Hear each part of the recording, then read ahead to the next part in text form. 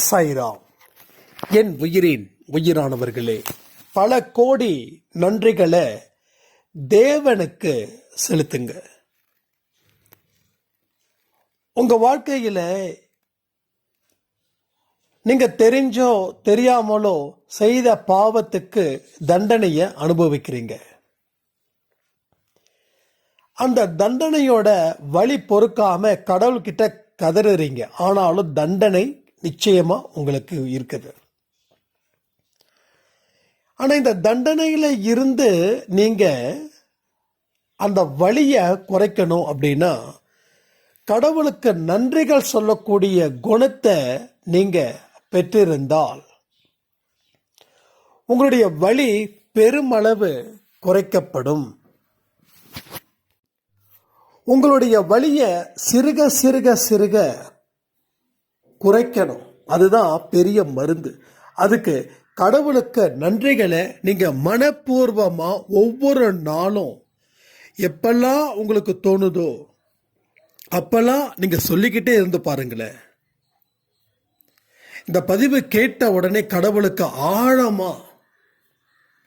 ஆழ் மனசுல இருந்து அந்த நன்றிகளை தெரிவித்துக் கொள்ளுங்கள். என்னை படைத்த கடவுளுக்கு நன்றி, இந்த வாழ்க்கை கொடுத்த கடவுளுக்கு நன்றி, இந்த சொந்தத்தை பந்தத்தை கொடுத்த கடவுளுக்கு நன்றி, எனக்கு தண்டனையை கொடுத்த கடவுளுக்கு நன்றி, எனக்கு பெயரையும் புகழையும் கொடுத்த கடவுளுக்கு நன்றி. இது மாதிரி கடவுள்கிட்ட நன்றி உணர்வோடு நீங்க பேசுங்க. உங்களுடைய வெளிப்படுத்தக்கூடிய தன்மை நன்றியின் மறு உருவமாக அது இருக்கட்டும். அந்த சூழ்நிலையை நீங்க அவ்வளவு சீக்கிரம் உருவாக்கிட முடியாது. ஆனா அந்த சூழ்நிலையை நீங்க உருவாக்கிட்டீங்கன்னா எவ்வளவு மோசமான சூழ்நிலையில நீங்க இருந்தாலும் நல்ல சூழ்நிலைக்கு அது உங்களை அழைச்சிக்கிட்டு போகும். இது சத்தியமான உண்மை, நான் பொய் சொல்லல. என்னோட வாழ்க்கையில எத்தனையோ இடத்துல கண்ணீரும் கவலைகளுமா இருந்துச்சு. அந்த நேரத்தில் யாருமே இல்லாதது போலவும் இருந்துச்சு.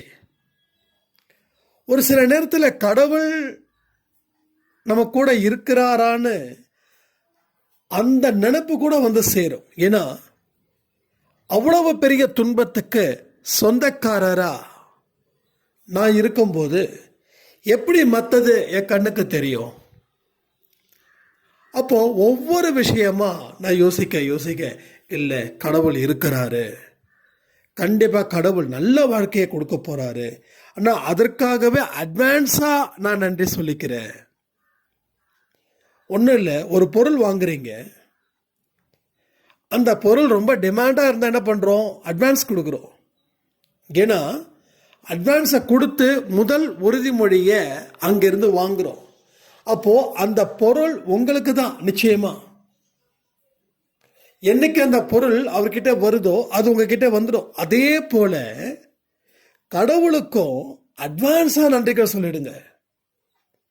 அப்போ நீங்க எதுக்காக நன்றி சொன்னீங்களோ அது உடனுக்கு உடன் உங்க வாழ்க்கையில நடக்கும். இவ்வளவுதான். எல்லா விஷயத்துக்கும் ஒரு டெக்னிக்ஸ் இருக்கிற போது போல நம்ம பிரச்சனையை தீர்ப்பதற்கும் இதுவும் ஒரு விதமான டெக்னிக்கா யூஸ் ஆகிட்டே இருக்கும். அப்புறம் அன்பை சாயில சொல்றத அத்தனையும் செய்யணும். அது ரொம்ப இம்பார்ட்டன்ட். அதை என்னைக்கும் ஏன்னா முயற்சி இல்லாம நன்றிகள் சொல்றது வேஸ்ட். முயற்சியுடன் கூடிய உழைப்புடன் கூடிய துன்பத்துடன் கூடிய நன்றியே வாழ்க்கைய இன்பமா மாற்றும். இது நம்ம நிறைய பேருக்கு சொல்லியிருக்கோங்க. அன்பை சாயில எத்தனையோ பேர் நம்ம கிட்ட சொல்லும்போது அவங்க முயற்சி செய்யறதுக்கும் உழைக்கிறதுக்கும் தயாரா இருந்தும் இல்லை ரெண்டும் செய்தும் வாழ்க்கையில் அவங்க எதிர்பார்த்த ஒரு லாபத்தை அடையல. அப்போ அந்த மாதிரி சில பேருக்கும் நம்ம இந்த மாதிரி விஷயத்த சொல்லியிருக்கோம். அவங்க இன்னைக்கு வாழ்க்கையில சந்தோஷமா ஹாப்பியா இருக்காங்க. ஸோ ஹாப்பியஸ்ட் லைஃப் நீங்க லீட் பண்ணணும்ல, விட்டுற முடியுமா? சும்மா கிடைச்சிடுமா சந்தோஷம்? அதற்கு எல்லா வேலைகளையும் செய்யணும்.